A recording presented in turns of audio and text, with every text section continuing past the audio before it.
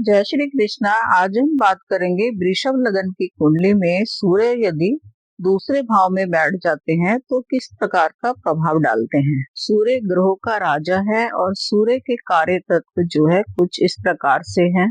सूर्य आत्मा का कारक है, सूर्य पिता का कारक है, सूर्य पूरी सृष्टि का, ऊर्जा का और प्रकाश का कारक है। सूर्य खाद्य पदार्थों का कारक है, सूर्य औषधि का कारक है और व्यक्ति के शरीर के अंगों में सूर्य आंखों का, हृदय का और हड्डियों का कारक है। सूर्य सरकार का कारक है, सरकारी तंत्र का कारक है।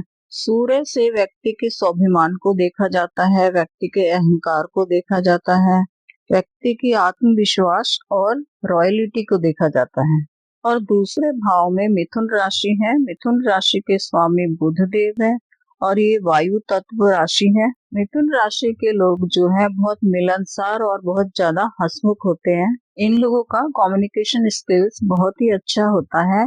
ये लोग अपने बातचीत से दूसरों को बहुत ही जल्दी अपना मित्र बना लेते हैं। मिथुन राशि के सिंबल में जो है दो चेहरों को दिखाया जाता है एक साथ। इन लोगों का स्वभाव भी जो है कुछ इसी तरह का ही होता है। कई बार ये लोग जो है बात तो हंस के कर रहे होते हैं लेकिन इनके दिमाग में कुछ और ही चल रहा होता है। ये लोग काफी इंट्यूटिव होते हैं, लोगों को देखकर ही जो है पता लगा लेते हैं कि व्यक्ति के दिमाग में क्या चल रहा है।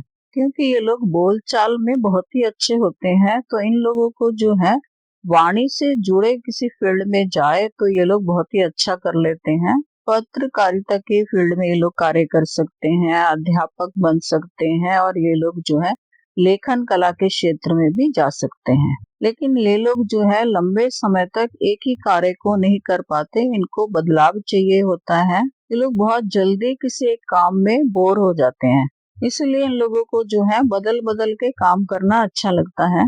ये लोग बहुत बुद्धिमान होते हैं और बोलने की कला में बहुत निपुण होते हैं, लेकिन कई बार जो है बहुत ज्यादा बोलने के कारण अपनी इमेज खराब भी कर बैठते हैं।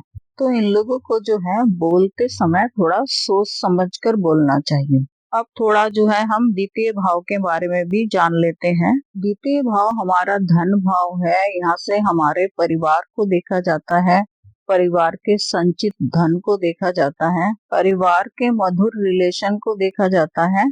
और द्वितीय भाव व्यक्ति के वाणी का हाउस है। यहाँ से व्यक्ति के स्पीच को देखा जाता है, व्यक्ति बोलचाल में कैसा है। और दूसरे भाव से जो है हम अपने खान पीन के आदतों को भी देखते हैं। दूसरे भाव से व्यक्ति का चेहरा, व्यक्ति के आंखों को देखा जाता है। अब सूर्य जो है चौथे भाव का स्वामी होकर दूसरे भाव में आकर बैठ गए हैं। ऐसे व्यक्ति के परिवार में जो है एक रॉयल्टी देखने को मिलेगी। ऐसे व्यक्ति के परिवार के लोग जो है और व्यक्ति खुद भी, ये लोग खर्चा बहुत ज्यादा करते हैं दिखावे के लिए। इन लोगों के पास जितनी भी धन संपत्ति होती है उससे कहीं गुना ज्यादा बढ़ा चढ़ाकर ये लोग दिखावा करते हैं और दिखावे के चक्कर में ये लोग जो है बहुत ज्यादा खर्चा भी कर बैठते हैं। से तो इन लोगों के पास पारिवारिक संपत्ति होता ही है और ये लोग और संपत्ति बनाते भी हैं, क्योंकि सूर्य जो है चौथे भाव का स्वामी है। चौथा भाव हमारा सुख भाव है। यहाँ से हम भूमि, भवन, वाहन, मकान और जमीन जायदाद के सुख को देखते हैं। तो ऐसा व्यक्ति जो है अपने इनकम के पैसों से इन चीजों को बनाता भी है। और ऐसे लोगों को जो है उनके व्यापार में सरकारी सहयोग भी मिलता है। और ऐसा भी देखा गया है ये लोग जो है किसी सरकारी पद में ही कार्यरत होते हैं। ज्यादातर देखा गया है ये लोग जो है अपने जन्म स्थान में रहकर ही कार्य कर रहे होते हैं। चाहे व्यापार हो या नौकरी, जन्म स्थान के आसपास या जन्म स्थान में ही जो है इनका कारोबार होता है। समाज में इनका और इनके परिवार का बहुत ज्यादा मान सम्मान होता है और इनके पिता भी जो है समाज में प्रतिष्ठित व्यक्ति होते हैं। और द्वितीय भाव में सूर्य जो है 3 नक्षत्रों में हो सकता है, मृगशिरा, आर्द्रा और पुनर्वसु। मृगशिरा नक्षत्र के स्वामी मंगल हैं और यहाँ पर जो है 2 चरण ही देखने को मिलेंगे मृगशिरा नक्षत्र के, तीसरा और चौथा।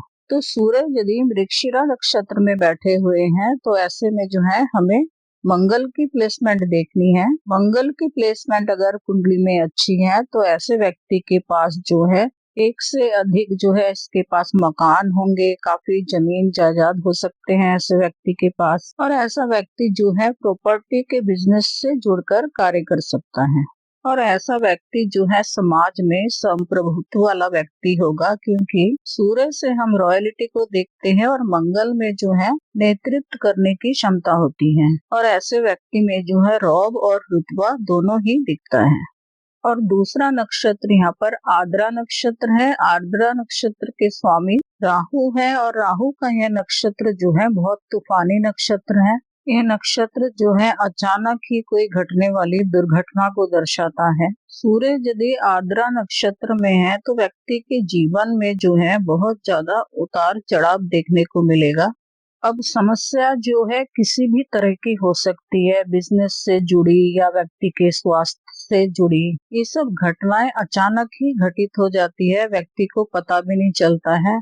अचानक ही व्यक्ति को पता चलता है कि उसका बिजनेस जो है बहुत ज्यादा घाटे में चला गया है, या फिर व्यक्ति यदि नौकरी कर रहा होता है तो ऐसे में व्यक्ति को अचानक ही पता चलता है कि उसको जो है नौकरी में से निकाल दिया गया है। तो इस तरह की घटनाएं जो है सूर्य की दशा अंतर दशा में व्यक्ति के साथ घटित हो सकता है। कुंडली में जो है हमें राहु का भी प्लेसमेंट देखना पड़ेगा। राहु अगर सही जगह बैठा हुआ है तो ऐसे में जो है व्यक्ति को थोड़ी राहत मिल सकती है। अब आर्द्रा नक्षत्र के चारों चरण ही जो है मिथुन राशि में ही देखने को मिलेगा। पहला और चौथा चरण तो फिर भी थोड़ा ठीक है, लेकिन दूसरा और तीसरा चरण बहुत ही ज्यादा तूफानी है। तो पहले या चौथे चरण में यदि सूर्य बैठा हुआ है तो ऐसे में व्यक्ति को थोड़ा बहुत राहत मिल सकता है। और तीसरा नक्षत्र यहाँ पर पुनर्वसु नक्षत्र है। पुनर्वसु नक्षत्र का स्वामी गुरु बृहस्पति है। तो सूर्य यदि पुनर्वसु नक्षत्र में बैठा हुआ है तो ऐसे में हमें गुरु की प्लेसमेंट देखना पड़ेगा। गुरु की प्लेसमेंट अगर कुंडली में अच्छा है तो ऐसा व्यक्ति जो है यशस्वी होगा, बहुत बुद्धिमान होगा, ज्ञानी होगा, बहुत व्यक्ति बहुत धनवान होगा और धर्म का ज्ञानी होगा, धर्म को मानने वाला होगा। ऐसे लोगों के पारिवारिक रिश्ते बहुत ही अच्छे मधुर होते हैं, खुशहाल होते हैं।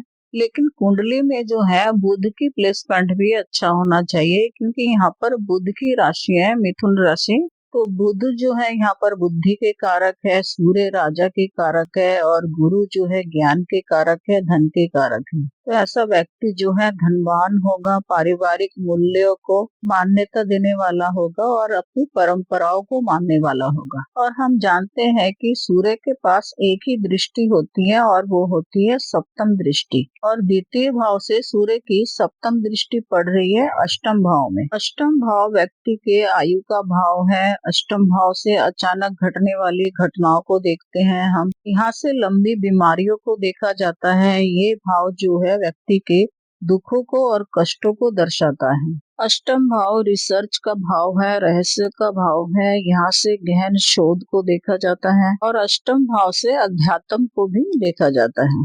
तो यहाँ पर यदि गुरु की प्लेसमेंट अच्छी है तो ऐसा व्यक्ति जो है अकल्ट की ओर जा सकता है, अध्यात्म की ओर जा सकता है, एक अच्छा ज्योतिष बन सकता है ऐसा व्यक्ति। लेकिन सूर्य की यह दृष्टि जो है कुंडली में किस तरह का रिजल्ट देगा, इसका पता हमें चलेगा कि सूर्य कौन से नक्षत्र में बैठा हुआ है। सूर्य अगर आर्द्रा नक्षत्र में बैठा हुआ है तो ऐसे में जो है सूर्य की दशा अंतर दशा में जो है सूर्य की इस दृष्टि से 8वां घर भी एक्टिव हो जाएगा, और 8वें भाव से भी जो है हम कुछ अनहोनी घटनाओं को देखते हैं, अचानक घटने वाली। तो सूर्य यदि राहु के नक्षत्र में बैठा हुआ है तो सूर्य की दशा अंतर दशा में व्यक्ति के जीवन में अष्टम भाव से रिलेटेड कुछ बुरे घटनाएं भी घटित हो सकती हैं। तो सूर्य की दशा अंतर दशा में यदि आपके जीवन में कुछ बुरे प्रभाव डाल रहा है सूर्य, तो आपको जो है सूर्य का उपाय करना चाहिए। रोज सुबह जल में थोड़ा सा गुड़ मिलाकर सूर्य को जल अर्पित करें, और 1.25 किलो गुड़, केसरिया वस्त्र या फिर लाल वस्त्र जो है आप मंदिर के किसी पुरोहित को दान में दे सकते हैं रविवार के दिन। इससे आपका स्वास्थ्य भी अच्छा रहेगा, आपके अंदर आत्मविश्वास भी बढ़ेगा और आपको जो है हर काम में सफलता प्राप्त होगी।